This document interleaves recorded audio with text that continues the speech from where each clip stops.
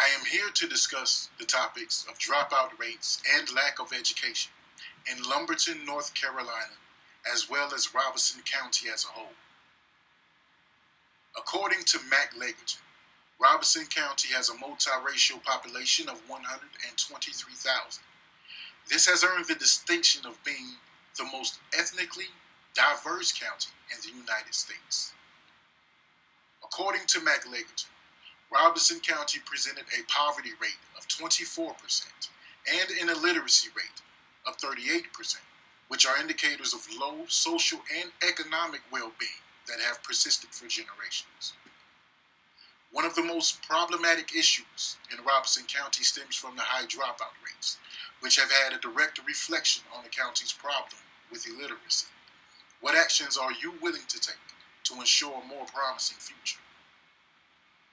The educational system lacks structure, which influences dropouts of all ages. We should incorporate more programs in the community and school system to assist in the proper education of our people in every walk of life.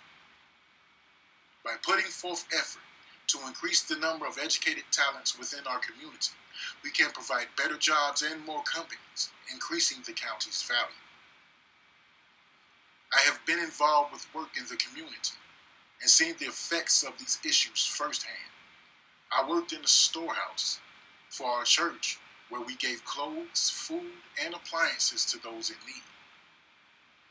I was also in a relationship with someone whose life had been greatly impacted by these issues. At 30 plus years old, they could barely read or write at a first grade level. To give further insight as to how extreme these cases can be, my ex and I would get into disagreements, not because anything was said that was hurtful, but because she literally could not comprehend the words being used. Adding extra programs and efforts in the community and school system with closer watch over faculty members and job evaluations would help set tone for a new foundation. By encouraging the proper education and evaluating the performance of educators and staff, replacing personnel as needed, we can provide more opportunity for our community altogether. According to the North Carolina Department of Instruction, in 2002, Robeson County showed the highest dropout rate in the entire state of North Carolina. This is evidence of an issue that still plagues the county to this day. According to Henry Levin and Cecilia Rouse, the New York Times states that educated workers are the basis of economic growth. They are especially critical as sources of innovation and productivity. This statement gives direct insight to the connection between education and economy. The better the education, the more likely an individual is to be successful. According to Bob Shiles of the Robeson, 2.34% of Robeson County students had dropped out, while in my hometown of Lumberton, 6.6% dropped out, with 16.2 students per teacher.